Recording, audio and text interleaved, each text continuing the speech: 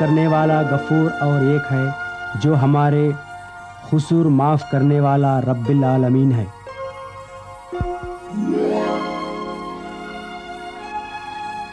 తానెవరో మానవులందరూ తెలుసుకోవాలని ఖుదా కోరుతున్నాడు. ఖుదాకు లోబడ్డవారు ఏం కాగలరో వారు తెలుసుకోవాలని ఆయన కోరుతున్నాడు.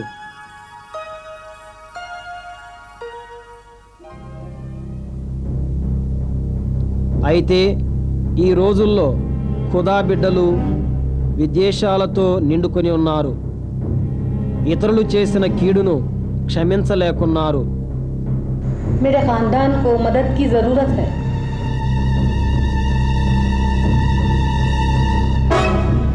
వివాహ బంధాలు విచ్ఛిన్నమవుతున్నాయి. तलाक तलाक तलाक। కొందరు వారి బిడ్డల్ని దాస్యానికి అమ్ముతున్నారు. आप मुझे प्यार नहीं करते। కక్షలు హత్యలు పెచ్చు పెరుగుతున్నాయి. मैं बदला लेके छोड़ूंगा। నిరీక్షణ లేని వారెందరో ఉన్నారు. పొరుగు వారిని క్షమింపగల నూతన స్వభావాన్ని పొంది ప్రతి అవసరాన్ని ఖుదా వలనే పొందగలిగేట్లు మనం ఆయనకు ఏ రీతిగా లోబడగలం? ఈసా పైగంబర్ అల్లా కలాం ఆయన ఇంజల్లో పరలోక రాజ్య సంపదల్ని గూర్చి బోధిస్తూ ఇలా చెప్పాడు. ఒకానొక మహాపట్నంలో ఒక ధనవంతుడు జీవించాడు. అతడికి గొప్ప భవనాలు, దాసదాసీలు, వాటితో పాటు సంతానం కూడా ఉన్నవి. అతడికి కావలసిందంతా ఉన్నా ఆనందం లోపించింది. అతడికి ఎన్నడూ సంతృప్తి లేదు. ఖుదాను గూర్చి ఎంతో తెలుసుకోవాలని అతనికి చాలా కోరిక ఉంది. అతడి భార్య ఒకరోజు అతడితో, నువ్వు కొంతకాలం కొండ ప్రదేశాలకు వెళ్ళి ఖుదాకు ప్రార్థించు, ఒకవేళ ఖుదా నీ కోరికను తీర్చవచ్చు అన్నది. అందుకు ఆ ధనవంతుడు, నాకు చాలా పెద్ద సంతానం, దాసదాసీలు, ఆస్తిపాస్తులు ఉన్నాయి. ఈ బాధ్యతల్ని విస్మరించి ఖుదాను వెతకడానికి నేను ఎలా వెళ్ళగలను అని జవాబిచ్చాడు. మరో రోజు ఆ ధనికుడు బజారున వెళ్తూ ఒక అంగడిలో ముత్యాలు అమ్మడం చూచాడు. కొద్దిసేపు ఆగు అని తన దాసుడితో అన్నాడు. దుకాణం వానితో, నువ్వేం అమ్ముతున్నావు అని ప్రశ్నించాడు. నీకేం కావాలన్నాడు వ్యాపారి. అందుకు ధనికుడు కొంచెం తాలి, నేను వెదికేది నీ దగ్గర ఎక్కడ దొరుకుతుంది పోవాయా? నేను ఖుదాను గూర్చి, ఆయన రాజ్యాన్ని గూర్చి తెలుసుకోవాలనుకుంటున్నాను. ఖుదా స్తుతినందుగాక, నువ్వు వెదికేది నా వద్ద లభిస్తుంది మళ్ళీ అన్నాడు వ్యాపారి. అతడు చిన్న పెట్టెను అందుకొని ఆ ధనికునికిచ్చాడు. ధనికుడు ఆ పెట్టెను అందుకొని విప్పి చూడగానే అతని ముఖం ఆనందంతో తేజరిల్లింది. ఇది చాలా సుందరంగా ఉంది. ఇలాంటి ముత్యాన్ని నా జీవితంలో ఇంతవరకు చూడలేదు అని అతడు ప్రశంసించాడు. అతడు ముందెన్నడూ అనుభవించనంత ఆనందంతో అతని హృదయం నిండింది. ఈ ముత్యం వెలెంత అని ప్రశ్నించాడు ధనికుడు. నీ ఆస్తి యావత్తు దాని విలువకు సరిపడుద్దన్నాడు వ్యాపారి. ధనికుడు కొంచెం యోచించి సంతోషంగా, నాకు కలిగిందంతా ఈ ముత్యం కోసం చెల్లిస్తానన్నాడు. కాదండి, నన్ను మీరు సరిగ్గా అర్థం చేసుకోలేదు. మీ సంపదంతా ఇచ్చిన ఆ ముత్యపు విలువకు చాలదు అన్నాడు వ్యాపారి. అసలు దాని వెలెంత చెప్పవయ్యా? నువ్వు ఈ ముత్యాన్ని పొందాలని ఆశిస్తే నీ పూర్ణ హృదయంతో, నీ పూర్ణ మనసుతో, నీ ప్రాణంతో ఖుదాను ప్రేమించాలి. అలా చేసినప్పుడు నీకు పరిపూర్ణ ఆనందం, ఖుదారాజ్య సంపదలు లభిస్తవి అన్నాడు వ్యాపారి. ఈ వెల నాకు మించిందే, అయినా ఖుదాను తెలుసుకోవడం వల్ల కలిగే ఆనందం నిమిత్తం ఆ వెల చెల్లించడానికి అంగీకరిస్తున్నాను, కన్నీరు కారుస్తున్నాను. అలాగే ఆ ముత్యం కోసం ధనికుడు తనకున్న సమస్తం చెల్లించాడు. లోక ప్రమాణాలలో ధనికుడు పేదవాడైనా అతని ఊహలు, కలలకు మించిన మహత్తరమైన సంపదను అతడు సంపాదించుకున్నాడు. बिन तेरे नासरे हम कहाँ जाएंगे, बिन तेरे नासरे हम कहाँ जाएंगे, छोड़ कर तेरा दर हम कहाँ जाएंगे, बिन तेरे नासरे हम कहाँ जाएंगे. సత్యవాక్కు అయిన ఈసా పైగంబరు ఈ గాథను ఇలా చెప్పాడు. భూమి మీద మీకోసం ధనం కూర్చుకొనకుడి, అక్కడ చిమ్మెట తుప్పు పాడు చేస్తవి, దొంగలు దోచుకుంటారు. పరలోకంలో మీకోసం ధనం కూర్చుకొనండి, అక్కడ చిమ్మట కొట్టదు, తుప్పు పాడు చేయదు, దొంగలు దోచుకొనరు. ఎక్కడ నీ ధనం ఉంటుందో అక్కడే నీ హృదయం ఉంటుంది. ఏమి తిందుమో, ఏమి త్రాగుదుమో, ఏమి ధరింతుమో అని చింతించకుడి. అన్యులు వీటి కోసం పరుగిడి ఆరాట పడుతుంటారు. ఒక తండ్రిలా ఖుదా మనల్ని ప్రేమిస్తాడు.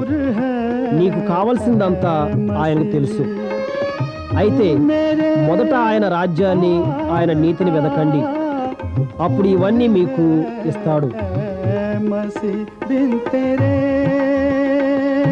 మన కుటుంబంలో శాంతి, సహృదయ భావాలు ఉండాలి అని ఈసా పైగంబరు చెప్పాడు. ఈ సత్యాన్ని ఒక సాదృశ్యం ద్వారా వెల్లడి చేశాడు. ఒకప్పుడు ఒక హనీఫ్ ఉండేవాడు, అంటే నిజమైన మతాన్ని కోరుకునేవాడు. అతనికి 2 కుమారులు కలరు. ఆ 2లో చిన్నవాడు, బాబా, వీలునామా ప్రకారం నీ ఆస్తిలో నాకు కావలసిన భాగం నాకు ఇచ్చివేయి అన్నాడు. అలాగే తండ్రి తన ఆస్తిని అన్నదమ్ములు 20 మధ్య పంచాడు.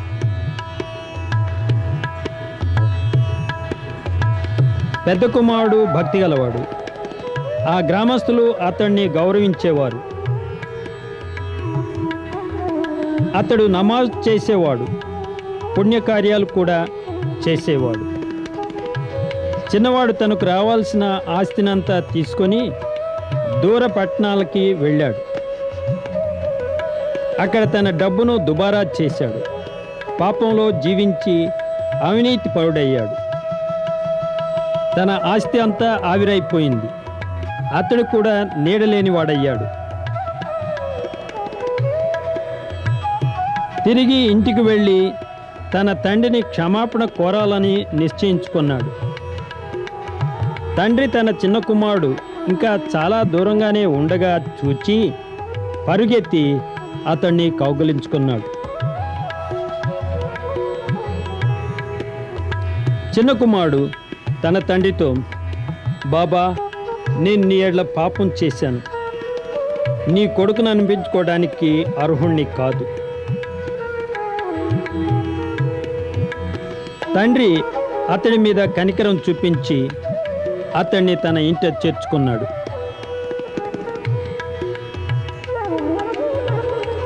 తండ్రి తన దాసులతో, మంచి వస్త్రాలు తెచ్చి ఇతడికి ధరింపచేయండి, బాగా బలిసిన దూడను తెచ్చి హలాల్ చేయండి.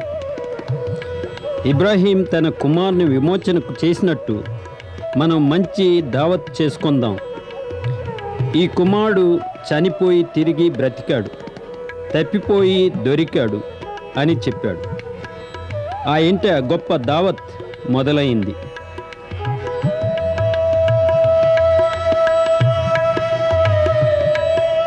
అప్పుడే అతని పెద్ద కుమారుడు మస్జిద్ నుండి తిరిగి వచ్చాడు. తండ్రితో,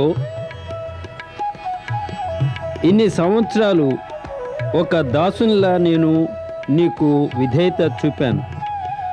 ఈ గృహ నియమాలేమీ జవదాటలేదని నేను సగర్వంగా చెప్పగలను. అయితే మస్జిద్ నుండి వస్తూ మీరు ఈ దుబారా గాడితో సంభాషించిందంతా విన్నాను. అందుకు తండ్రి బాధతో, మీరిరువురూ నా ఆస్తి అంతా సమంగా పంచుకోవాలనేదే నేను కోరేది, నా త్యాగం కూడా. అయితే నీవు నమ్మకం వినయం గల్లా ఓ కుమారుడిలా కాకుండా స్వాత్సయం గల్లా దాసుడిలా నన్ను ప్రేమిస్తున్నట్టు కనిపిస్తుంది. దూరదేశం వెళ్ళి మళ్ళీ మంచి మార్గానికి తిరిగి వచ్చిన వానిని గూర్చి సంతోషించలేని దూరస్థుడుగా నువ్వున్నావు. ఇతడు ఖుదా ఇచ్చే రక్షణకు అనుగుణంగా నడిచాడు. నీకు మళ్ళీ నీ తమ్మునికి సహజమైన ఆసక్తి ఉంది. ఇప్పుడు సహవాసంలో లభించే సమృద్ధ జీవితానికి తిరిగి వచ్చాడు. తండ్రి ఇంట హక్కులన్నీ మళ్ళీ పొందాడు అన్నాడు తండ్రి. కానీ పెద్ద కుమారుడు తండ్రి హృదయ వేదనను గ్రహించనందున తన తమ్ముని క్షమించలేదు. తండ్రి ఖుదా వలె దయను నిస్వార్థ ప్రేమను చూపాడు. పెద్ద కుమారుడు బాహ్యంగా దీన్ని నెరవేర్చి ఖుదాను తృప్తిపరచగలను అనుకున్నాడు. తన మతాచారాల ద్వారా దీన్ని చేయగలను అని అనుకున్నాడు. దుబారాగడైన తమ్ముడికి తజాదూద్ ఎంతగా అవసరమో పెద్ద కుమారుడికి కూడా అంతే అవసరం. సన్మార్గానికి కేంద్రం ఇమాన్. అది ఈసా పైగంబర్ చెప్పాడు. చట్టాన్ని పాటించడం వల్ల కలిగే నీతి కానీ, మంచి పనులు కానీ, దీన్ కానీ, ఇహ్సాన్ కానీ కాదు. ఆత్మబలంతో ఖుదా నుండి వచ్చిన వాక్కైన ఇమాన్ వల్లనే సాధ్యపడుతుంది. ఖుదా ప్రేమ, దయ, క్షమాభిక్ష అనుగ్రహించే దేవుడు. ఆయన మానవ జాతి యావత్తు తన క్షమాభిక్షను వ్యక్తిగతంగా పొందాలి అని ఆశిస్తున్నాడు. అప్పుడే మనం ఇతరులను ప్రేమించి క్షమించడానికి నేర్చుకోగలం. ఈ విషయాన్ని వివరించగల గాథ ఇంజల్లో ఒకటి ఉంది.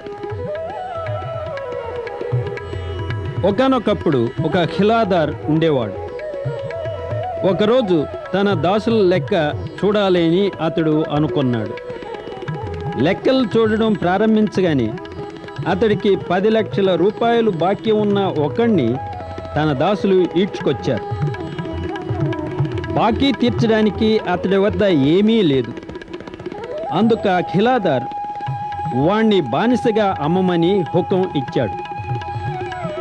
ఆ బాకీ తీర్చడానికి అతనితో పాటు అతడి భార్యను, బిడ్డలను, ఆస్తిని అమ్మమని అతడు చెప్పాడు. ఆ దాసుడు ఆ ఖిలాదార్ పాదాల వద్ద సాష్టాంగపడి విలపిస్తూ, హుజూర్, కొంచెం వ్యవధి ఇవ్వండి, మీ బాకీ యావత్తు చెల్లిస్తా అని కోరాడు. ఆ ఖిలాదార్ సానుభూతి చూపి అతడి బాకీ మొత్తం కొట్టివేసి అతడిని విడిపించాడు. అప్పుడు అతడు బయటకు వెళ్ళి తనకు కొద్ది బాకీ ఉన్న మరో దాసుణ్ణి చూచాడు. అతడు వాని గల్లా పట్టుకుని, నా బాకీ నాకు చెల్లించు అని బలవంతం చేశాడు. ఆ రెండో దాసుడు నేల మీద పడి గిలగిల్లాడుతూ, బాబూ, నాకు కొంచెం వ్యవధి ఇవ్వు, నీ బాకీ పూర్తిగా తీరుస్తాను అని కోరాడు. అయితే అతడు నిరాకరించి, బాకీ తీర్చేదాకా బందీఖానాలో ఉండు అన్నాడు. ఇదంతా చూచిన ఇతర దాసులు జరిగిన దానికి ఆగ్రహించి ఈ విషయాన్ని తమ ఖిలాదార్తో చెప్పారు. అందుకు ఆ ఖిలాదార్ ఆ దాసుణ్ణి పిలిపించి, దుష్మన్, నువ్వు నన్ను అడిగినందుకు నేను నీకు అప్పు యావత్తు కొట్టివేశాను. నేను ఎలా దయ చూపానో అలా నువ్వు దయ చూపి ఉండాల్సింది నీ తోడి దాసుడితో అని గద్దించాడు. అప్పుడు ఆ ఖిలాదార్ ఆగ్రహించి ఆ దాసుణ్ణి బందీఖానాలో వేసి అతడి అప్పు తీర్చేదాకా అక్కడే ఉంచమని హుకం ఇచ్చాడు. సత్యవాక్కు అయిన ఈసా పైగంబరు ఈ కథను చెప్పి ఈ మాటలతో ముగించాడు.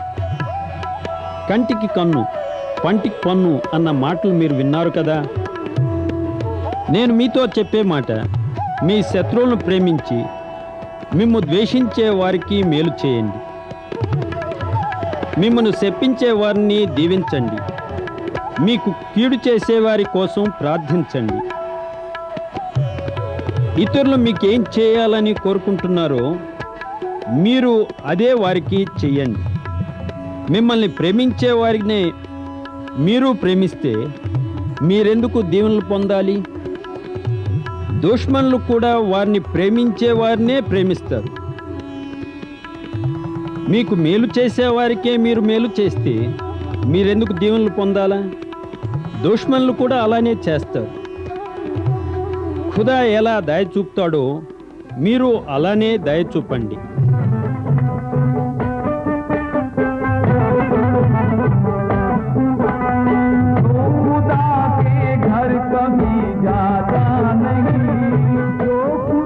ఈ కథల ద్వారా మనం లోక సంబంధమైన సంపదల కోసం, శారీరక అవసరతల కోసం చింతించవద్దని ఈసా పైగంబర్ ప్రబోధించాడు. ఒక తండ్రి తన వారిని ప్రేమించినట్లే ఖుదా మనల్ని ప్రేమిస్తున్నాడు. మన జీవితంలో ఆయనకు మొదటి స్థానం ఇస్తే మనకు ఏది అవసరమో అది ఆయన అనుగ్రహిస్తాడు. ఖుదా దయామయుడని, క్షమాభిక్ష పెట్టేవాడని మనం చూచాం. మనం తిరిగి ఆయన యొద్దకు వినయంతో ఆయన్ను గౌరవిస్తూ వచ్చినప్పుడు ఆయన మనల్ని అంగీకరిస్తాడని చూచాం. ఆయన మనకు దీవెనతో నిండుకొన్న జీవితాన్ని ఇస్తాడు. నిత్యాత్మ శక్తితో ఆయన వాక్కు మనల్ని సంధించి మనతో జీవిస్తాడని ఖుదా వాగ్దానం చేశాడు. పైగంబర్ ఈసాయే ఆ వాక్కు. ఆయనే నిత్య జీవపు నిబంధన వాక్కు. సర్వజనులకు గుర్తుగాను, సత్య మార్గములో మనల్ని నడిపించే మార్గదర్శిగా ఖుదా ఆయన్ని పంపాడు.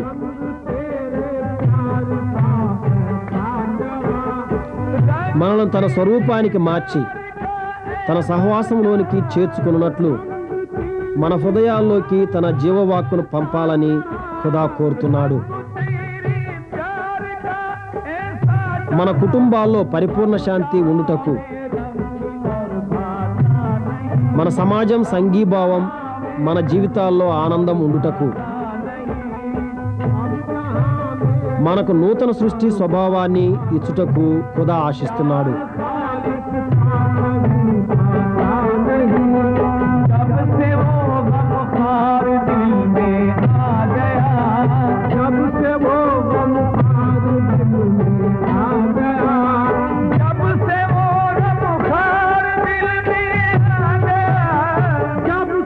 నేనే నిజమైన మార్గం, సత్యం, జీవం.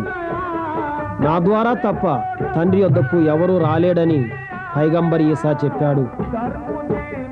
ఆ జీవన వాక్కు అనగా పైగంబర్ ఈసా మన హృదయాల్లో నివాసం ఏర్పరచుకున్నప్పుడు మనం ఇబ్రాహీం ఆత్మీక సంతతి అవుతాం. ఒక చిన్న బిడ్డ తన తండ్రిని ఎరిగి నమ్మిన రీతిగానే మనం కూడా ఖుదాను ఎరిగి విశ్వాసం ఉంచుతాం. అప్పుడు మనం ఖుదా క్షమాభిక్షను పొందుతాం గనుక ఇతరులను మనం క్షమింప శక్తి కలిగి ఉంటాం. ఖుదాను పైగంబర్ ఈసా ద్వారా ప్రత్యక్షమైన ఖుదా వాక్కును గూర్చి ఇంకా తెలుసుకుంటాం. ఖుదాను తృప్తిపరచగల రీతిగా జీవించడానికి మనకు నూతన సృష్టి స్వభావాన్ని ఇవ్వాలని ఖుదా ఆశిస్తున్నాడు.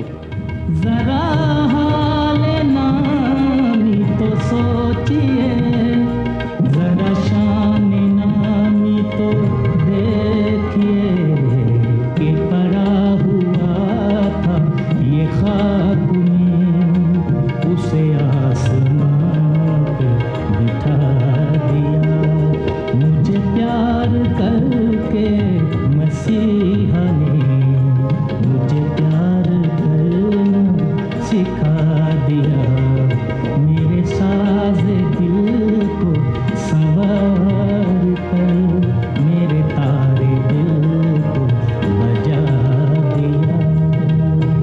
अल्लाह आपके साथ हो, जो बड़ा रहम करने वाला और मेहरबान है। आमीन।